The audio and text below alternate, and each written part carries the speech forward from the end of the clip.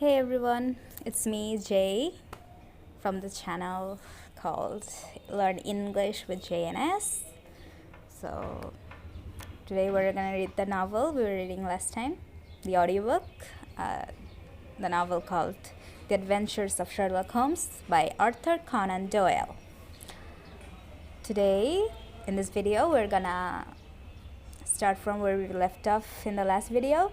It's from here, where Sherlock Holmes was like being Sherlock Holmes. So yeah, let's get into it.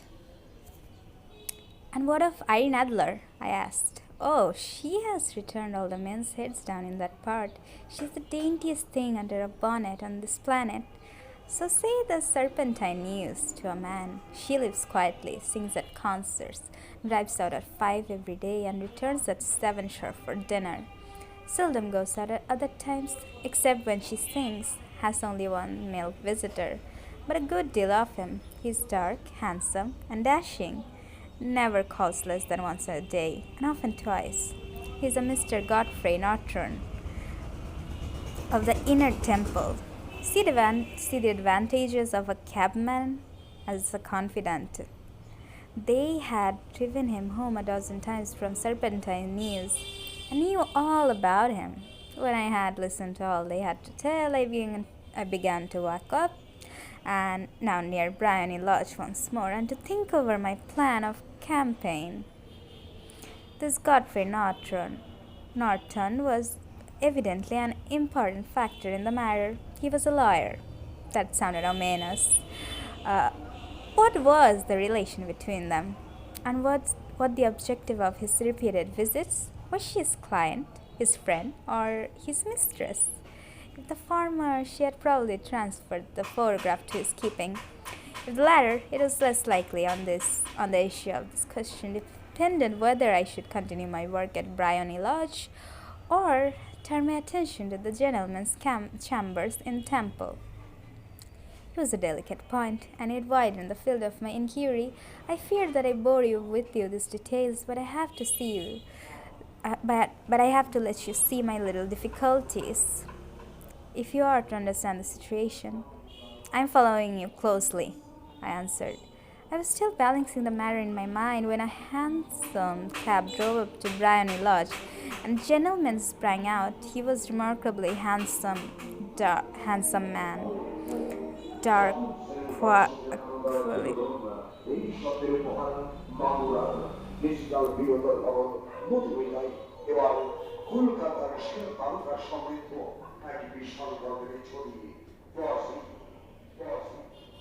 Everyone, I'm so sorry for the background noises.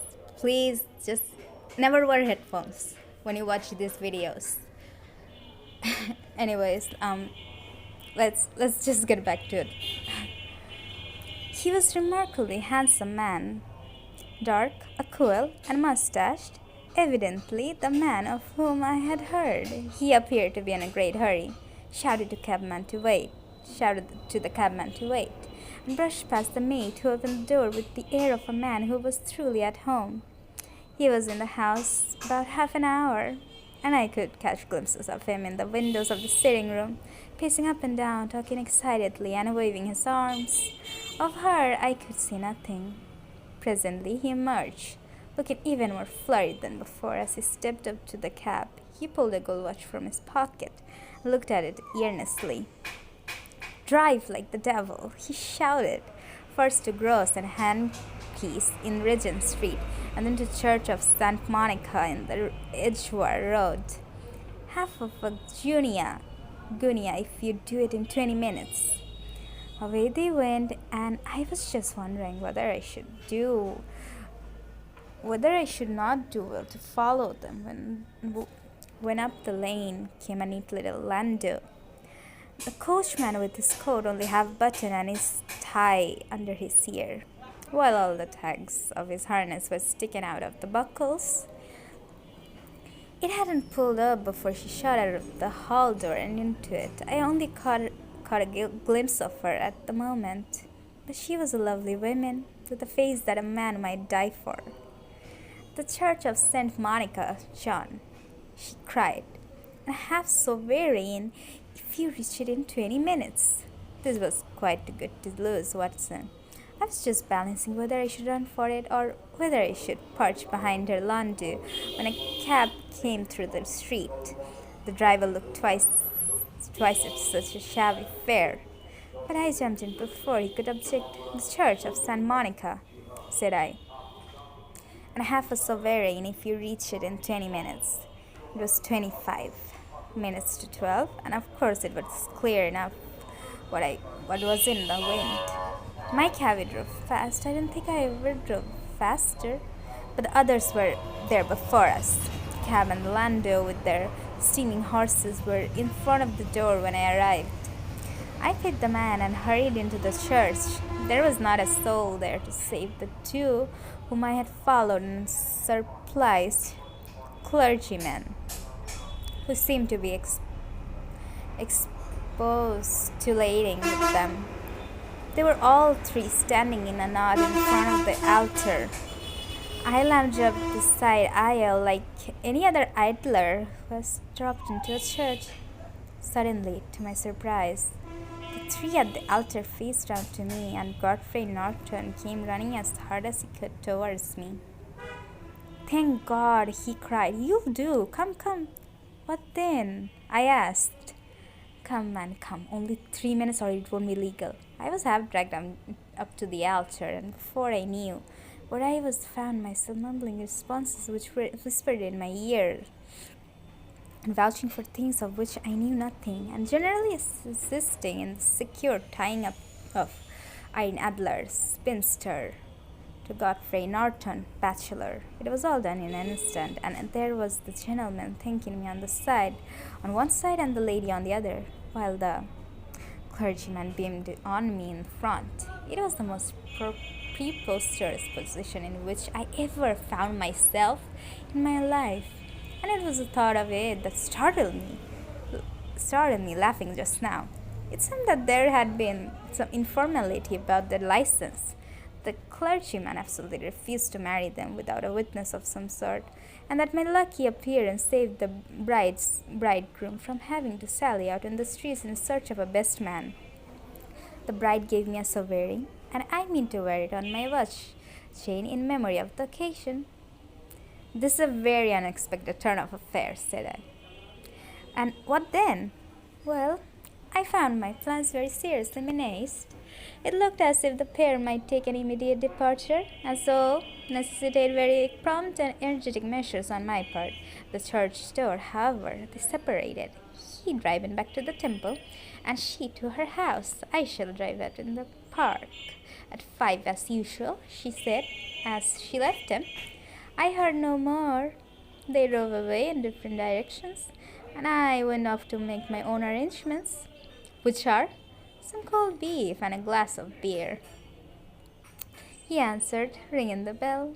"I have been too busy to think of food, and I'm likely to be busier still this evening. By the way, doctor, I shall want your cooperation." "I shall be delighted." "You don't mind breaking the law?" "Not in the least." "Not running a chance of arrest?"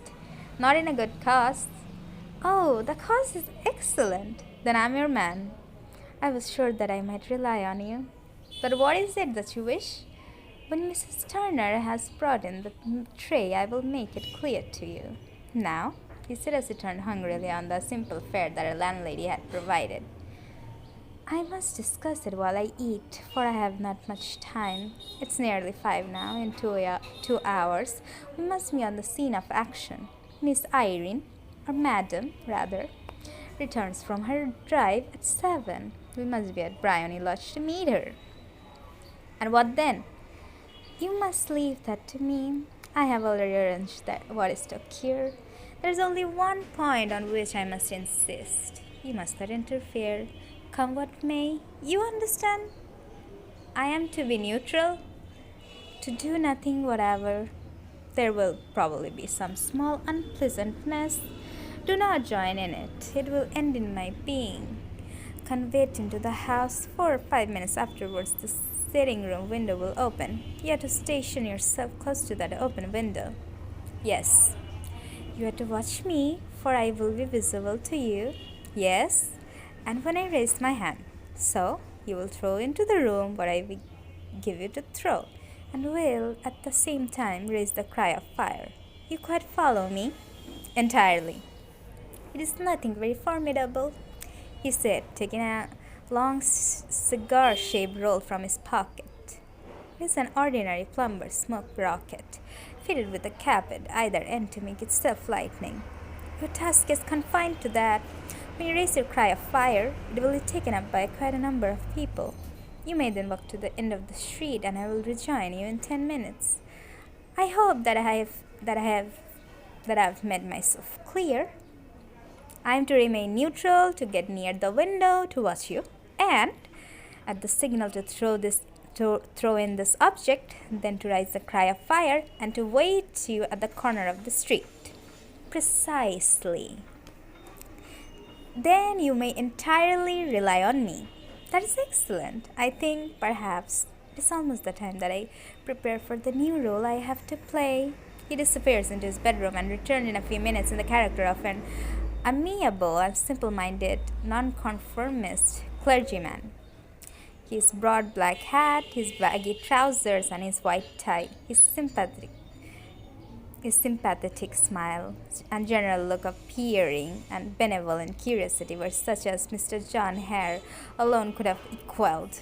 It was not merely that Holmes changed his costume, his expression, his manner, his very soul seemed to vary with which every fresh part that he assumed. Alright, everyone. So that's it for today. I'm gonna end the video here. It's already like 12 minutes long, so yeah. Don't forget to subscribe and watch the whole video if you can. Thanks for watching. Bye. See you in the next video.